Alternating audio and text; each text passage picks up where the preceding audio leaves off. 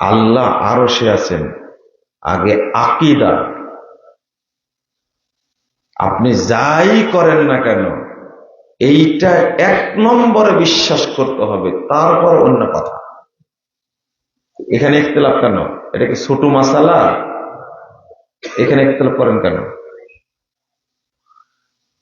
গান যে লিখেছে সেও জাহেল, আমরা যারা শুনি তারাও জাহেল, বিশ্লেষণ করার সুযোগ নেই।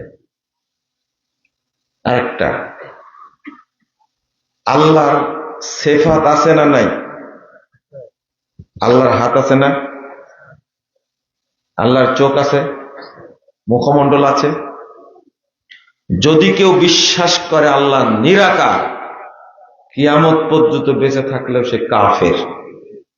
যদি প্রতিদিন হজ করে তবুও কাফের।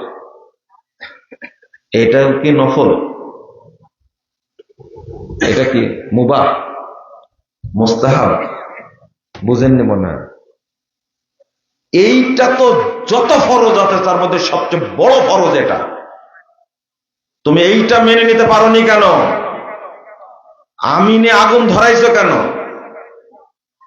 বুকে হাত বাঁধবো কে নাভির নিচে হাত বাঁধবো, একে আগুন ধরালে কেন? তুমিও জানো আল্লাহ সর্বত্র বিরাজমান, তোমার হুজুরও জানে সর্বত্র বিরাজমান, তুমি এই জায়গায় কাফের হয়ে বসে আছো। আমিনের পিছনে লাগলে কেন তুমি? আহলুল হাদিসরা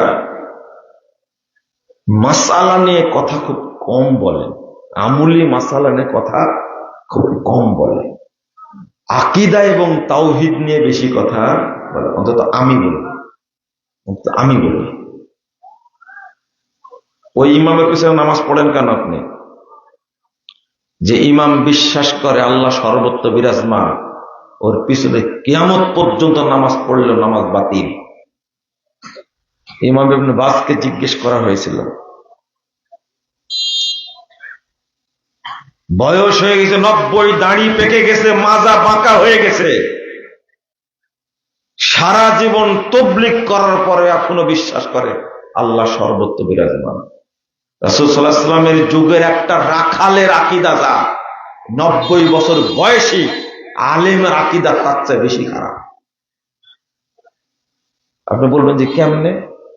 এর উপরে কেন? নামাজ পড়া কার উদ্দেশ্যে বলেন তো? ভোট দিবেন কার উদ্দেশ্যে? সব আল্লাহর উদ্দেশ্যে।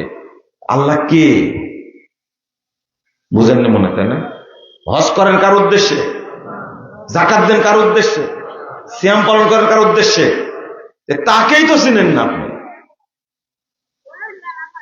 আপনি দান খায়রাত সবই করছেন বাপের নামে, কিন্তু পরে খোঁজ নিয়ে দেখছে ওর বাপকে সেটাই জানে না। এবং যারোর সন্তান আছে না, এরকম আছে।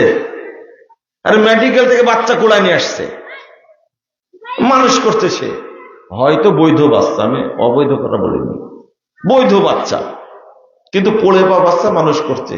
খুঁজতে যায় বাপ মা উভয়ের ডিএনএ টেস্ট করেছে, করার পরে দেখে এদের বাচ্চাই নাই। ও কি দান করবে কার জন্য? ওকে বুঝবে যে এটা আমি যারোর সন্তান না, বৈধ সন্তান। আপনি যাকে ইবাদত করবেন, যার জন্য সবকিছু করবেন, আপনারা কি করছেন ওখানে বসে থেকে? অনেক সময় থেকে ডিস্টার্ব করছে এরা।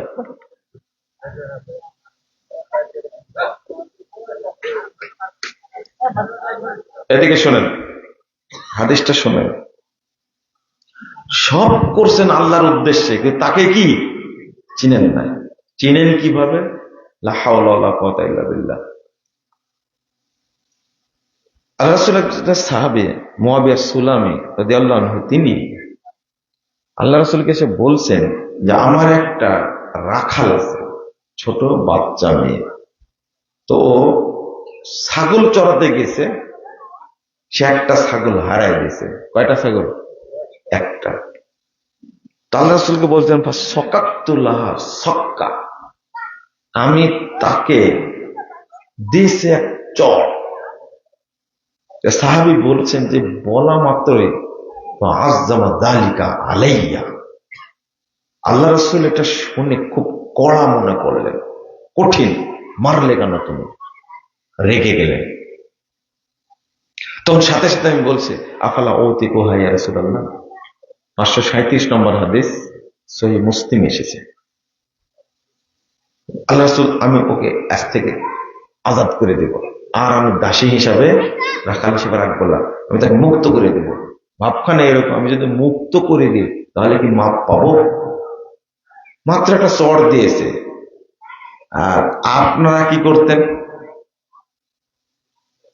ছাগল হারাই দিলে আপনারা কি করতেন? ঝুলাই মারতেন নাকি? ভালো কথা বলেছে। চিন্তা করেন, আমাদের অনেক কাজের মেয়েকে, বাচ্চাকে আমাদের লোকজন পিটায় না? পিটায়, আগুনের সেক দেয়, বাড়ি থেকে ফেলে দেয়। আস্তাগফিরুল্লাহ।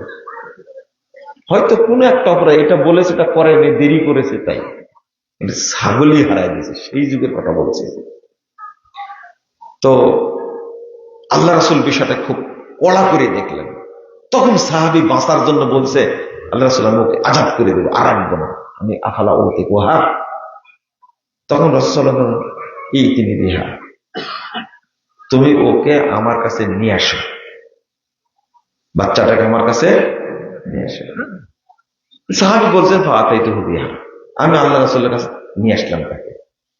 রাসূল সাল্লাল্লাহু আলাইহি ওয়াসাল্লাম তাকে জিজ্ঞেস করতেন, বাচ্চাকে জিজ্ঞেস করতেন, আইনাল্লাহ, এই বলো তো আল্লাহ কোথায়? তখন বাচ্চাটা বলছে, ফিস সামা, আল্লাহ আসমানে। সুবহানাল্লাহ ওয়া বিহামদিহি। 2 নম্বর প্রশ্ন, মান আনা, আমি কে? বাচ্চাটা বলছে, আনতা রাসূলুল্লাহ, আপনি আল্লাহর রাসূল।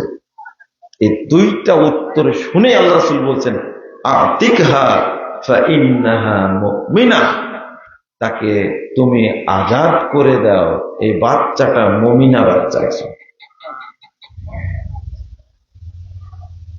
জিজ্ঞেস করলেন, তুমি নামাজ পড়তে কিনা? জিজ্ঞেস করলেন, নামাজ পড়ো কিনা? এটা জিজ্ঞেস করলেন। প্রথম জানতে হবে এই দুজনকে, আল্লাহ আর কে? রাসূল। রাসূল সম্পর্কে আপনার আকীদা আমি জানি না। আপনি বলেন যে রাসূল নূরের তৈরি, তাই না? রাসূল মরেনি। ও এটা এটা ছোটখাটো ব্যাপার, তাই না? এটা ছোটখাটো ব্যাপার। আপনি চিন্তা করেন, আমি যে আল্লাহর ইবাদত করি সেই আল্লাহ আরশে, আর আপনি কাঠমুল্লা যে আল্লাহর ইবাদত করেন সেই আল্লাহ সর্বত্র বিরাজমান। বাথরুমে থাকে, মসজিদে থাকে, মন্দিরে থাকে। নাউযুবিল্লাহ, আস্তাগফিরুল্লাহ। এটাই পার্থক্য। আপনার আল্লাহ আর আমার আল্লাহ এক না। আপনি যে মাবুদের ইবাদত করেন এই মাবুদটা বাতিল মাবুদ। আমি যে মাবুদের ইবাদত করি তিনি আল্লাহ, তিনি আরশের উপরে থাকেন, তার আকার আছে, হাত আছে, চোখ আছে তার, কিন্তু এইগুলো তার মতো, পৃথিবীতে তার মতো কিছুই নেই। লাইসা কামিসলিহি শাইউন ওয়া হুয়াস সামিউল বাসীর, আল্লাহ বলে দিয়েছেন এটা।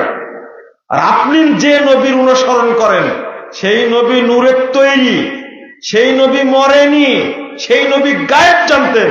আর আমি যে নবীর অনুসরণ করি সেই নবী মাটির তৈরি, আদম সন্তান, তিনি মরে গেছেন, বারজাখী জীবনে তিনি জীবিত আছেন। পার্থক্য হলো না? তিনি গায়েব জানতেন না, গায়েবের মালিক একমাত্র কে? আল্লাহ। গায়েবের বিষয়ে আল্লাহ যেগুলো খবর দিয়েছেন নবী সাল্লাল্লাহু আলাইহি ওয়াসাল্লামকে সেইগুলো তিনি বলে গেছেন। আপনি কোথায় অবস্থান করছেন আমরা জানি না।